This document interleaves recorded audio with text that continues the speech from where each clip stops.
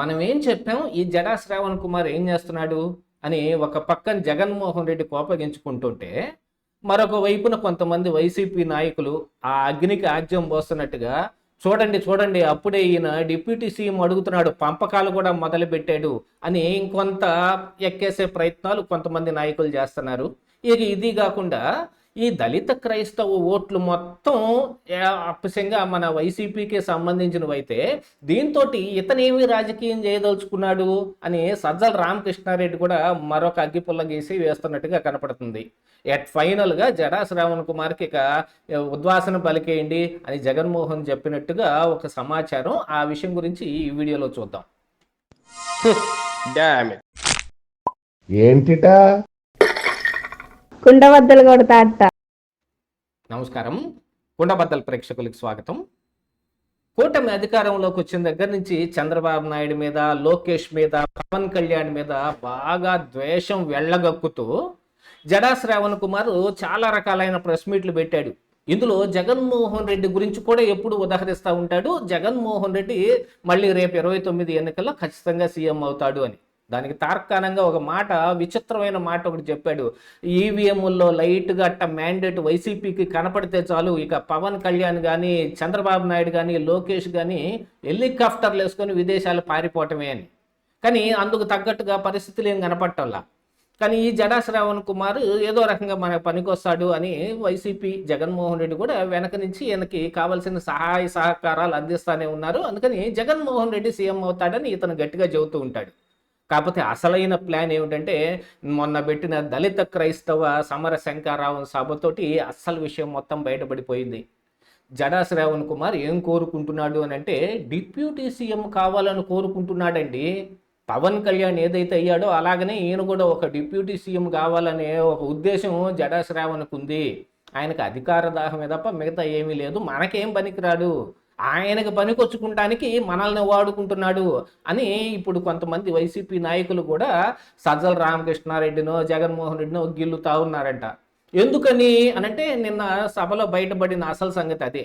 ఇంకా అసలైన విషయం ఏమిటి అని అంటే, ఈ దళిత క్రైస్తవ ఓట్లు అనే విషయం దగ్గరకు వస్తే, క్రిస్టియన్ ఓట్లు దాదాపుగా జగన్మోహన్ రెడ్డి వైసీపీకి సంబంధించినవి ఉంటాయి. ఇక దళిత ఓట్లు కూడా మొన్న 2024 ఎన్నికల్లో కూడా దాదాపుగా మరి వైసీపీ పార్టీకి వచ్చినట్టుగా కూడా కొంతమంది సమాచారం చెబుతూ ఉన్నారు. అందులో నిజాలు ఎంత ఉన్నప్పటికీ గాను ఎక్కువగా రాజశేఖర్ రెడ్డిని అభిమానించే వాళ్ళల్లో ఈ సెక్షన్ ఆఫ్ పీపుల్ ఎక్కువగా ఉంటారు. అదే జగన్మోహన్ రెడ్డికి బలం, ఈ వైసీపీకి కూడా ఒక బలంగా పరిణమించింది. దీంతో పాటుగా ఏంటంటే, ఇప్పుడు కూటమిలో బీజేపీ ఉంది కాబట్టి, బీజేపీ హిందూ మతతత్వ పార్టీ అన్నట్టుగా వాళ్ళకు కూడా ఒక పేరు ఉంది కాబట్టి, దాదాపుగా క్రైస్తవులు, మహమ్మదీయులు, మిగతా వీళ్ళందరూ కలిసి మరి బీజేపీకి వ్యతిరేకంగా ఉండేటట్టుగానే ఎక్కువగా పోరాటాలు చేస్తూ ఉంటారు. వాళ్ళ ఓటింగ్ యాక్షన్ కూడా అలాగనే ఉంటుంది. ఒకవైపు జగన్మోహన్ రెడ్డికి పెన్నిదిలాగా ఉన్న ఈ ఓటు సెక్షన్ తోటే జడా శ్రావణ్ కుమార్ మళ్ళీ ఏంటి ఈయన సాధించే ప్రగతి అనే దాని మీద ఒక క్వశ్చన్ మార్క్ ఉంది. దాంతోపాటుగా ఏంటంటే, ఇది జడా శ్రావణ్ కుమారు పర్సనల్గా తీసుకొని రఘురామకృష్ణరాజు మీద కక్ష సాధించడానికి చేస్తున్న ఒక ప్రయత్నం. అందులో భాగంగానే రావణ్ని తీసుకొని రావచ్చు, కేఎస్ ప్రసాద్ని తీసుకొని రావచ్చు, మిగతా చాలామందిని తీసుకొని రావచ్చు.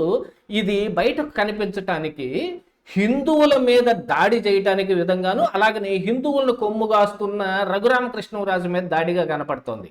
మిగతా ఈ హిందూ ఓట్లు మొత్తం కన్సాలిడేటెడ్గా ఇప్పుడు కూటమికి వెళ్ళిపోయే అవకాశాలు కూడా ఉన్నాయి అనేది కూడా కొంతమంది రాజకీయ విశ్లేషకులు విశ్లేషిస్తున్నారు. ఈ విశ్లేషణ మరి జగన్మోహన్ రెడ్డి దాకా చేరకుండా ఉంటుందా?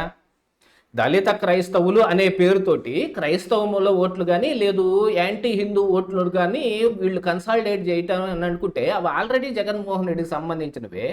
మరి ఈ బూచిగా చూపిస్తున్నప్పుడు మరి అవతల సైడ్ నుంచి కూడా ఇదే తరహా రియాక్షన్ ఉంటుంది కదా. ఏదైతే రఘురామకృష్ణరాజు చేయదలుచుకున్నాడు, యాక్చువల్గా దీంతో జడా శ్రావణ్ కుమార్కి ఎంత ఉపయోగం కనపడుతుందో రఘురామకృష్ణరాజు కూడా అంతే ఉపయోగం కనపడుతుంది.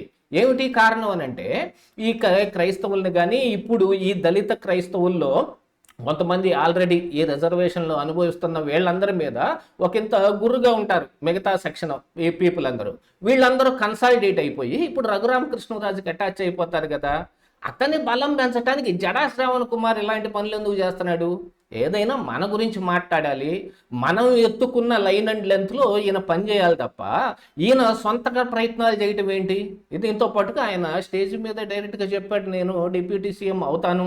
నేను కూడా పిఠాపురంలో గెలిచిన పవన్ కళ్యాణ్ డిప్యూటీ సీఎం అయినట్టుగా ఈయన కూడా ఎక్కడో చోట నుంచి గెలిచి డిప్యూటీ సీఎం అవుతాడట.